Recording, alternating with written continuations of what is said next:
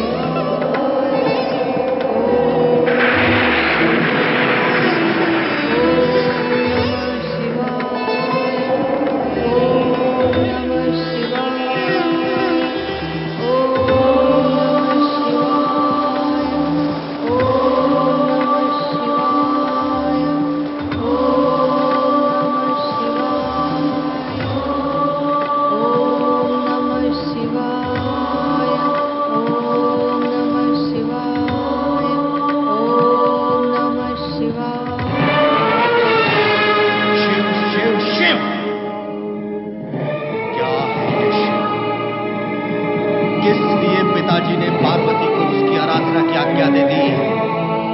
पिताजी को क्या हो गया है? और फिर एक राजकुमारी का किसी योगी के साथ इस प्रकार का रागात्मक संबंध, क्या ये राज परिवार के लिए शोभा की बात है? नहीं, ये अत्यंत अशोभनीय है। वो बभूतधारी, वो पार्वती का पति बनने के योग्य नहीं है। नहीं, मैंने निर्णय लिया है, पार्वती को तपस्या की अनुमति दे देनी चाहिए। क्यों दे देनी चाहिए अनुमति? तो तुमने ये प्रश्न मुझसे सोच विचार कर किया है। तो फिर कैसे प्रश्न पूछते हैं? पिताश्री, आपको मेरे प्रश्नों का उत्तर देना ही होगा। बताइए, कौन है ये शिव? कितनी बड़ी विभूति है ये शिव, जिसके लिए हमारी बहन पार्वती को कठोर तपस्या का कष्ट उठाना पड़ रहा है? मुझे बताओ तो, सत्य क्या है, तथ्य क्या है?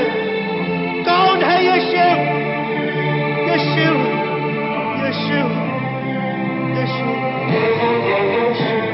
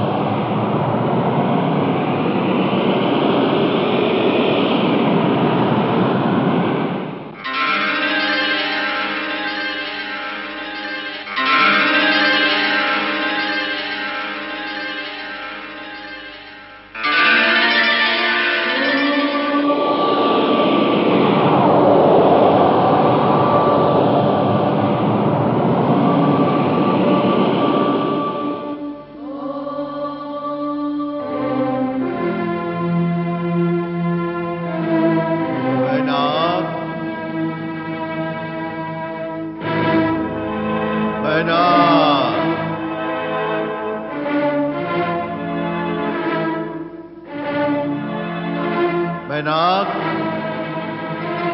मैनाक, कौन हो तुम?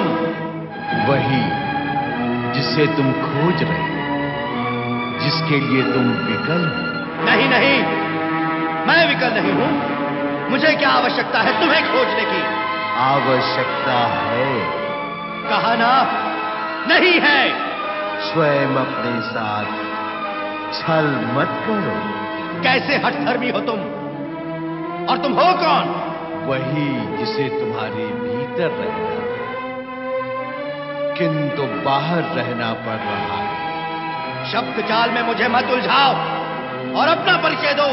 मैं तो तुमसे भली भांति परिचित हूं, तुम भी मुझे जान लो। मैं शिव तत्व हूं। तो तुम परिचित हो मुझसे? बताओ मैं कौन हूं? तुम अज्ञान हो। शिव तत्व, जब जानते हो कि मैं अज्ञान हूं तो फिर दूर रहो। क्या तुम्हें मुझसे भय नहीं लगता? दुर्बल से कैसा भय? दुर्बल? मैं दुर्बल? तुम मेरी शक्तियों से परिचित नहीं हो। मैं यदि किसी प्राणी के मन बुद्धि में बैठ जाऊं तो पल ही पल में लाखों प्राणियों को मृत्यु के मुख में धकेल सकता हूं। मेरी शरण में आकर ही हिंसा रक्त की नदियां बहा देती है। परिवार से लेकर राज्य तक उसमें लील जाती है। मेरे चरणों का आश्रय पाकर ही ईर्ष्या, कुबुद्धि, दुर्भावना, दुष्कृति, युद्ध, कलह, विवाद और शत्रुता को जन्म देती है। मेरे भीतर जब घृणा की आंधी उठती है तो एक प्राणी दूसरे के प्राणों का प्यासा हो जाता है। मुझसे उत्पन्न असत्य और छल जब नंगा नृत्य करते हैं तो समूचा जगत कांप उठता है। और तुम मुझे दुर्बल कहते हो? क्या तुम ये सब कर सकते हो? ऐसी विनाश लीला करना गर्व की नहीं, लाज की बात है। मैं ये सब नहीं कर सकता। ऐसा करना धर्म भी नहीं है मेरा। तो फिर तुम क्या कर सकते हो? मैं जन जन के मन में शांति, प्रेम, सत्य और अहिंसा की सरिता प्रवाहित कर उन्हें एक सुखद, शांतिमय और आनंदपूर्ण जीवन दे सकता हूं। तुम्हारे अहंकार के अंधकार से दूर रहकर प्राणी मात्र को वो प्रकाश दे सकता हूं जो जीवन को धन्य और कृतार्थ कर सके। मेरी शक्ति विनाशक नहीं, रचनात्मक है। बस बस, धरती के मानव को देखकर रचनात्मक शक्ति का कुरूप परिणाम देखा है मैंने। जो कुरूप परिणाम तुमने देखा है वो मेरी रचनात्मक शक्ति का नहीं, तुम्हारी विनाशक शक्ति का है। मैंने तो सदा आत्मिक सौंदर्य की सृष्टि की है। प्राणी सौंदर्य प्रेमी और सृजनशीलता का समर्थक है, वही मैं करता हूं। तुम दुष्ट, नीच और कायर हो। यदि तुम मेरे मार्ग में बाधक बने तो मैं तुम्हारा सर्वनाश कर दूंगा। वो तुम्हारे वश में नहीं है। क्रोध में मुझे अपशब्द कहना भी तुम्हारी अज्ञानता ही है। अपशब्द कहकर दुष्टता तुम कर रहे हो, फिर भी दुष्ट मैं हूं। अपनी बहन पार्वती की शिव आराधना के उच्च उद्देश्य से असंतुष्ट तुम हो, फिर भी नीच मैं हूं। शिव की भक्ति से भयभीत तुम हो, फिर भी कायर मैं हूं। उल्टा सोचते, बोलते और करते हो, इसीलिए परिणाम भी उल्टे होते हैं। तभी तो तुम्हारा नाम अज्ञान है। चुप हो जा रे वाचाल। मेरे सोचने, बोलने या करने पे बोलने वाला तू कौन होता है? किसने दिया तुझे यह अधिकार कि तू मेरे बारे में मापतोल कर सके? मेरी बहन पार्वती के विषय में बोलने वाला तू कौन है? बोलता क्यों नहीं दुष्ट? मैं दुष्ट नहीं, इष्ट हूं। कहा ना, मेरा मूल स्थान तुम्हारे भीतर है। परंतु वो तब होता है जब तुम ज्ञान होते हो, जब अहंकार का आग तुम्हें ढककर अंधकार में ढकेल देता है। तब तुम ज्ञान नहीं रहते, अज्ञान हो जाते। तब मैं भी वहां नहीं रह सकता, बाहर निकल आता। रे अधम, मुझे अहंकार और अंधकार से ढका हुआ अज्ञान कहने का साहस तूने कैसे किया? जानता है, मैं जो भी कुछ सोचता, कहता और करता हूं, वही रीति और नीति संगत होता है।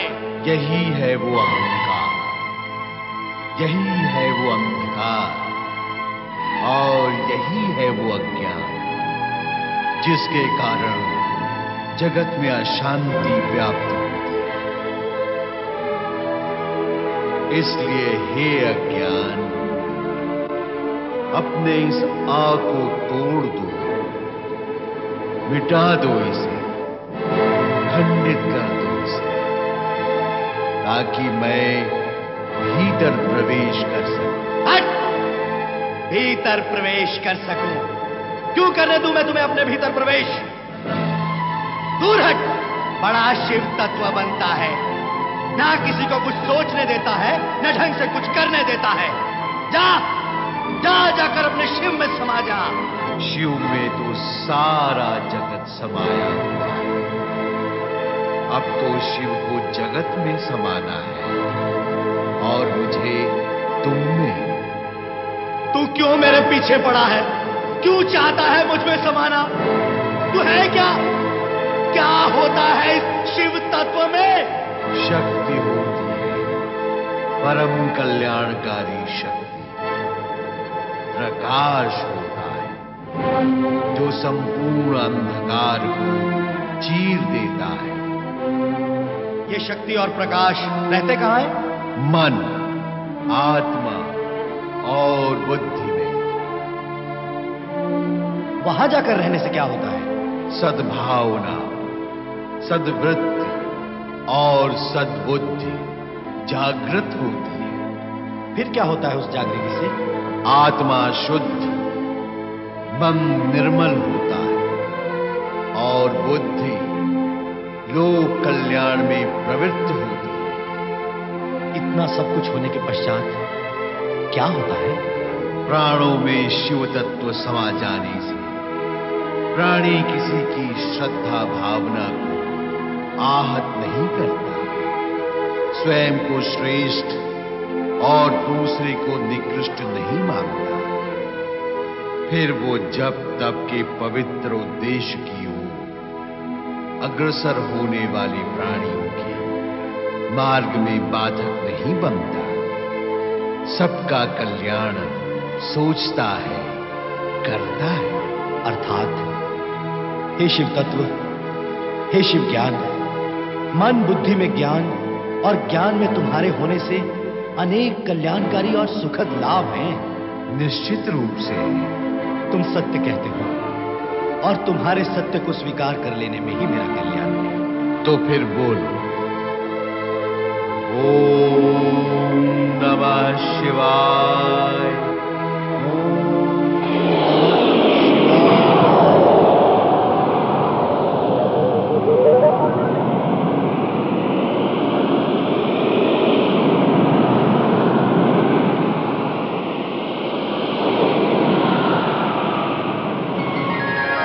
हे शिव ज्ञान,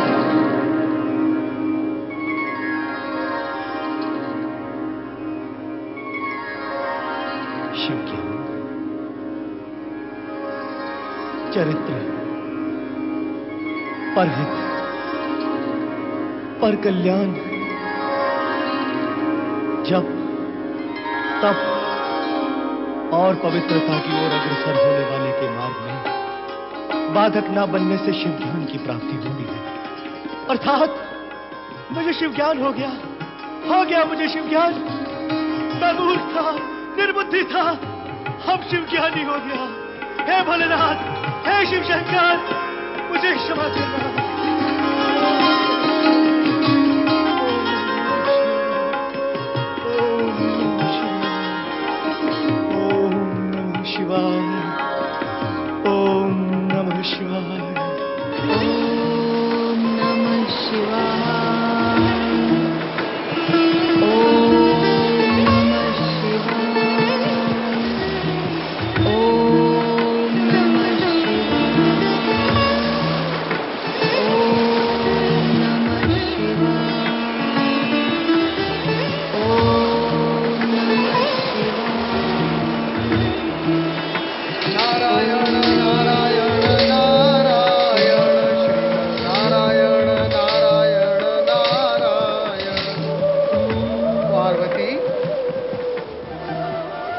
देवर्षि, आप? हाँ, तुम्हारे हित का विचार करते हुए मुझे आना पड़ा। मेरा हित? पार्वती, पति कामना के लिए तप आरंभ करने से पूर्व तुम्हें मनवांछित पति प्राप्ति के लिए शिव महिमा व्रत करना होगा। ये शिव महिमा का व्रत बताकर आपने मेरा मार्ग सरल कर दिया है देवर्षि। अब कृपया ये बताइए कि ये व्रत कब और कैसे किया जाता है? मेरा मार्गदर्शन करें। आज चैत्र मास की तृतीया है। आज से लेकर 1 मास तक केवल एक बार आहार करके तुम्हें शिवलिंग का बिल्व पत्रों के साथ विविध प्रकार से पूजन करना होगा। आपकी बताई विधि के अनुसार ही मैं आज अपना तप आरंभ करूंगी देवर्षि। नारायण नारायण। ओम नमः शिवाय। ओम नमः शिवाय। ओम नमः शिवाय। ओम नमः शिवाय। ओम नमः शिवाय। ओम नमः शिवाय। ओम नमः शिवाय।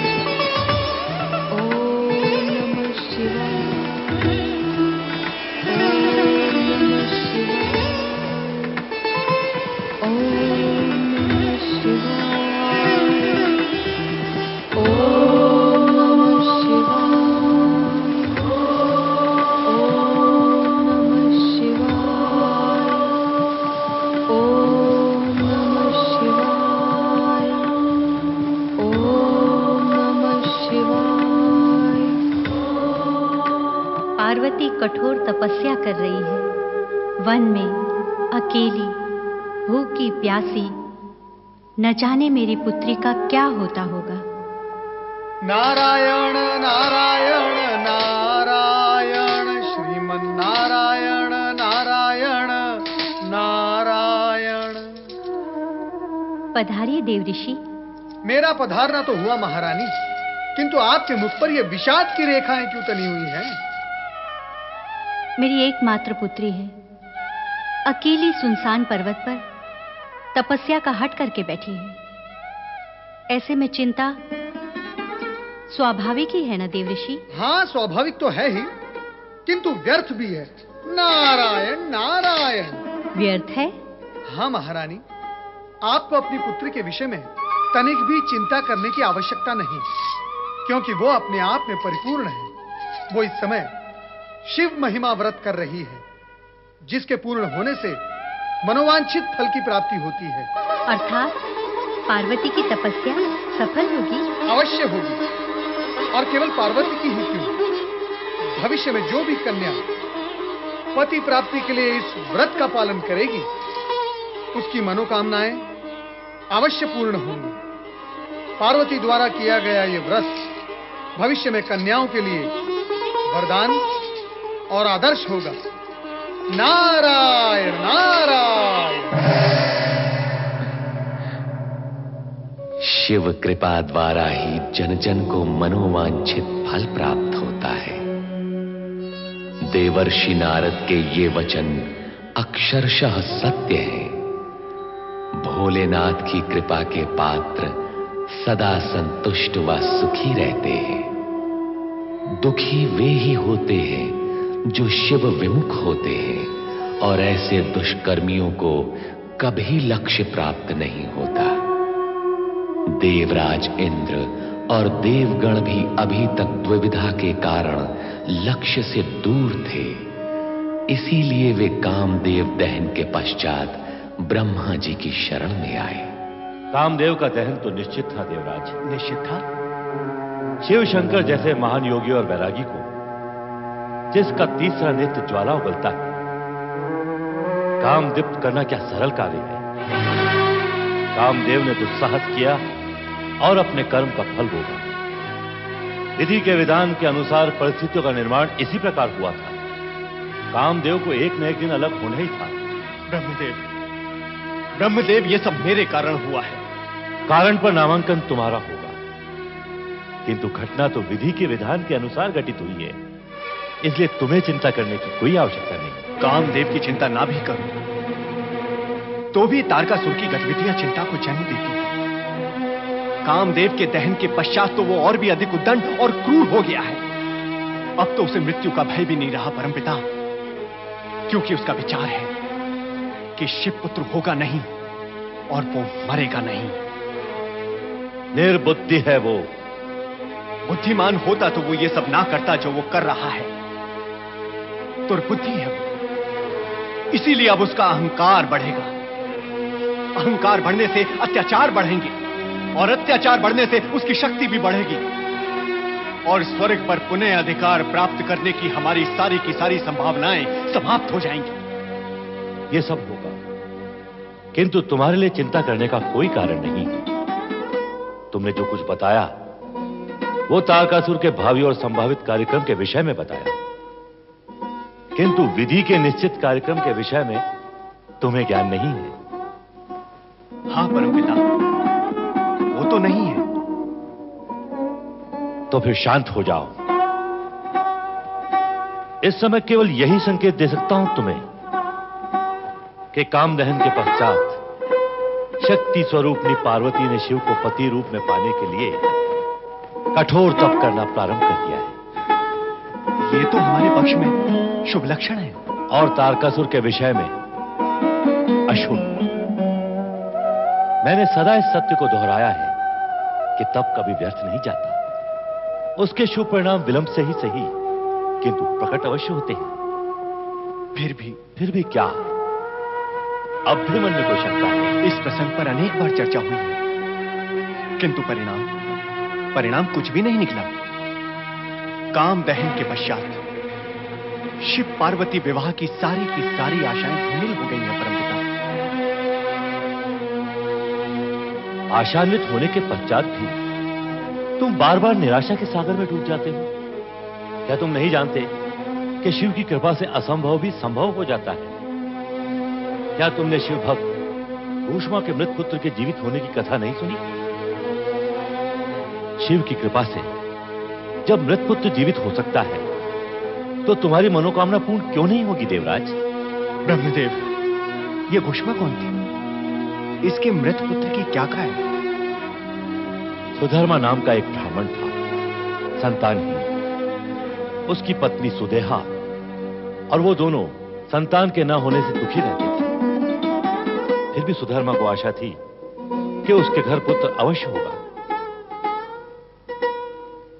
एक बार आइए, धन्य भाग्य मेरे जो आपने मेरा आग्रह स्वीकार किया। अरे सुनती हो? अरे भाग्यवान, बाहर आओ, देखो कौन आया है। बाहर आए बिना बता दो कौन आए हैं।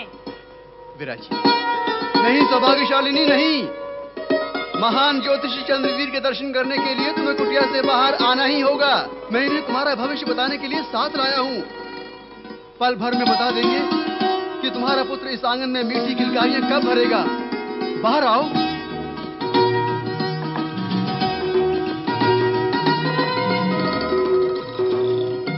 प्रणाम महाराज। सौभाग्यवती भाव। जलपान ग्रहण कीजिए।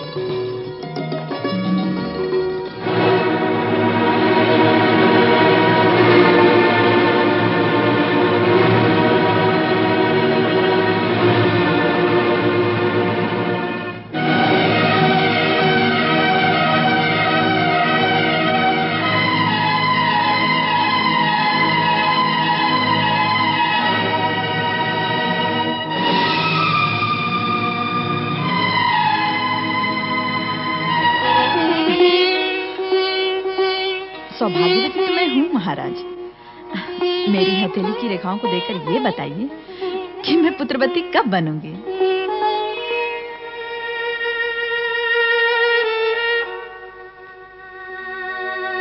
कुछ बताइए ना महाराज।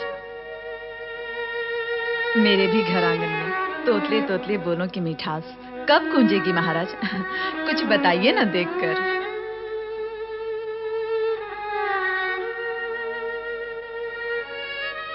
देखो सुधर्मा, जिस प्रकार हम गुड़ और मिष्ठान पचाते हैं, उसी प्रकार हमें करेला और नीम को पचाने का अभ्यास करना चाहिए।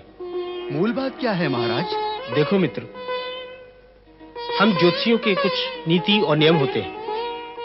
हम कटु सत्य नहीं कहते, मधुर असत्य भले ही कह दें, किंतु तुम्हारी पवित्र भावनाओं को देखकर यह कटु सत्य हमें कहना ही पड़ेगा। क्या कोई अशुभ बात है महाराज? अशुभ नहीं तो शुभ भी नहीं है। हमारा यथासंभव प्रयास होता है हम जिसका भविष्य बताएं उसके मन को पीड़ा न पहुंचे, किंतु अंधकार में रखना भी तो पाप है, इसलिए तुम्हें बता रहा हूं। तुम्हारी पत्नी का मुखमंडल और हाथ की रेखाएं स्पष्ट कह रही हैं इस पर कोई अशुभ छाया मंडरा रही है। ये कभी मां नहीं बन सकती।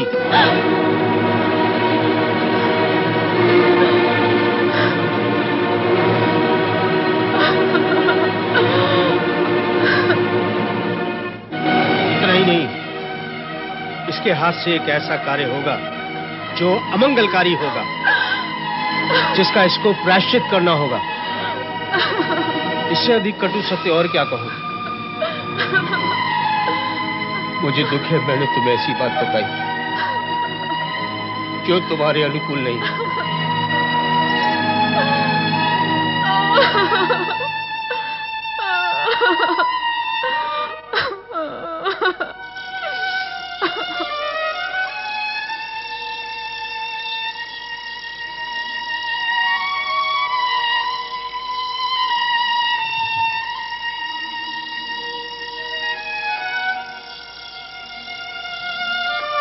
पर कोई अशुभ छाया मंडरा रही है। ये कभी मां नहीं बन सकती।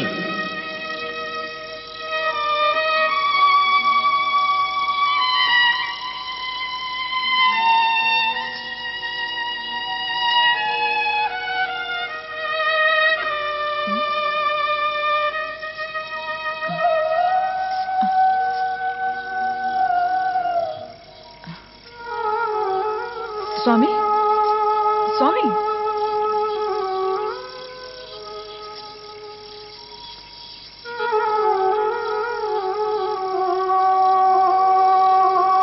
सुनो जी। हाँ? मैंने कुछ विचार किया है। वो तो मैं भी कर रहा हूँ। तुमने भी किया है? मैंने तो निर्णय ले भी लिया है। कैसा निर्णय? हमें संतान तो चाहिए ना, वंश चलना ही चाहिए। मैं चाहती हूँ तुम दूसरा विवाह कर लो। क्या? क्या कहा तुमने? मैं दूसरा विवाह कर लूं? घर में तुम्हारे लिए सौत ले आऊं? नहीं, कभी नहीं, असंभव। ये बात तो मैं स्वप्न में भी नहीं सोच सकता। तो क्या हम निसंतान मरेंगे? नहीं नहीं, हमारा वंश यही समाप्त हो जाएगा। तनिक सोचो, हमारे मुख में अग्नि कौन देगा? सुदेहा, ऐसी बातें करके मुझे विचलित मत करो। मैं तुम्हें विचलित नहीं कर रही हूँ, वही कह रही हूँ जो सत्य है। तुम ही बताओ, हमारे बाद हमारा नाम लेने वाला कौन रहेगा? कोई नहीं रहेगा। किंतु मैं दूसरा विवाह कैसे कर लूं? वैसे ही जैसे पहले किया था। अच्छा बताओ, इस जगत में ऐसा कौन नर नारी है जो संतान की चाह न रखता हो? संतान की चाह तो मुझे भी है, पर संकोच कैसा और विलंब क्यों? मेरी छोटी बहन का पुत्र भी मेरा ही पुत्र होगा ना? तुम घुष्मा की बात कर रही हो? हाँ, तुम मेरी छोटी बहन से विवाह कर लो। वैसे भी उसे मैं सौत तो समझूंगी नहीं। छोटी बहन को सौत कौन समझता है? उसका पुत्र भी तो मेरा ही पुत्र होगा ना? ठीक है सुदेहा, तुम मेरी बात भी तो सुनो। मैं सुनने नहीं, अपनी सुनाने आई हूँ। हाँ कहो। कुछ कहने के पहले इतना अवश्य समझ लेना कि मैं अपनी बात मनवाकर ही मानूंगी। हाँ, घुष्मा परम शिव भक्त है। मैं कल ही उसके पास जाऊंगी। नारी त्याग, धैर्य, ममता और शालीनता की प्रतिमूर्ति होती है, और ये ही उसके आभूषण है। अपने इन्हीं गुणों के कारण युग युग से वो अपने ममतापूर्ण और स्नेहपूर्ण शीतल स्पर्श से जगत को सुख देती आई है। नारी की ये मंगलमयी भावनाएं भगवान शिव के आशीर्वाद से ही प्रेरित होती है। यदि ये भी कहा जाए कि समस्त ब्रह्मांड की कार्य प्रणाली जगतपति शिव के इंगित मात्र से ही गतिमान और संचालित होती है, तो अतिशयोक्ति नहीं होगी। ओम नमः शिवाय। ओम नमः शिवाय।